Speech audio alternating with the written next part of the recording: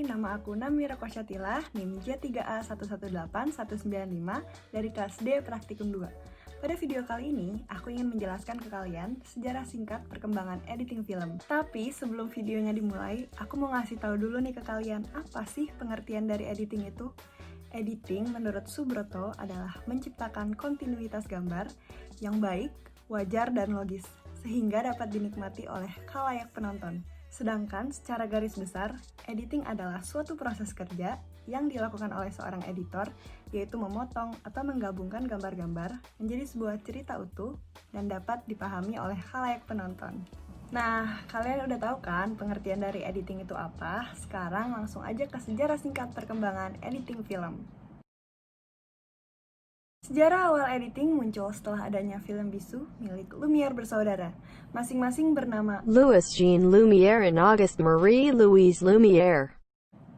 Lewat filmnya yang berjudul La Sotie des Usines. tahun 1895, film ini dibuat dengan sangat sederhana shoot dan posisi kamera statis. Beberapa sineas kemudian melakukan eksperimen dengan mencoba menyusun beberapa shoot sambil mempelajari sejauh mana gambar dapat disusun sedemikian rupa, sehingga mampu merangsang emosi dan membentuk atau memutarbalikkan persepsi. Nah, teman-teman, bagi kalian yang belum mengetahui arti kata sineas, sineas adalah seorang ahli dalam perfilman. Ketika masih dalam era film bisu, teknik editing sangatlah penting, karena seorang sineas harus mampu bercerita dalam bahasa visual atau gambar. Perkembangan teori maupun teknik editing diawali oleh sineas yang bernama Edwin S. Porter, yaitu menyusun sejumlah shoot secara berkesinambungan. Dahulu, pengambilan gambar bergerak atau film hanya untuk mendokumentasikan sebuah kejadian. Belum ada istilah editing. Tak heran, pada waktu itu pengambilan cenderung apa adanya dan dibiarkan utuh dari awal hingga akhir dengan posisi kamera statis.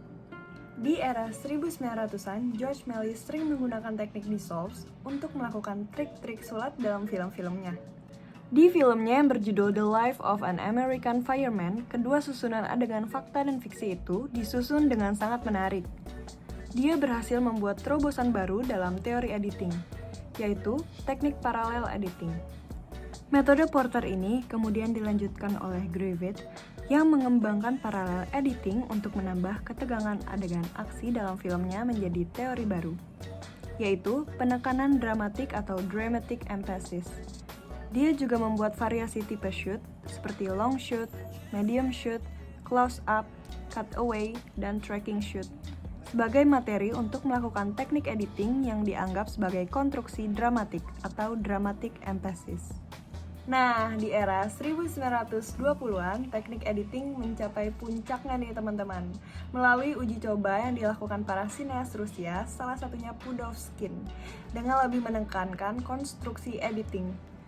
Eksperimen Pudovkin dapat dilihat dalam film Mother 1926. Dari metode ini didapat pemahaman bahwa editor dapat mengubah-ubah urutan shoot sesuai keinginannya. Dan hal ini berpengaruh pada makna pesan yang disampaikan. Di era berikutnya adalah sineas Rusia lainnya yaitu Sergei Eisenstein, yang juga sangat terpengaruh pada teori editing Griffith dan teori dialektika filsuf Karl Marx. Dari gabungan dua ilmu ini, dia dapat membangun teori editing montage dan membaginya ke dalam 5 komponen, yaitu metric montage, rhythmic montage, tonal montage, overtonal montage, dan intellectual montage. Semua teori ini tertuang dalam karya-karyanya Strike 1925, The Battleship Potemkin 1925, dan October 1928. Nah, itu dia tadi adalah sejarah singkat mengenai dunia editing perfilman. Sekian dari saya, kurang lebihnya mohon maaf dan sampai jumpa.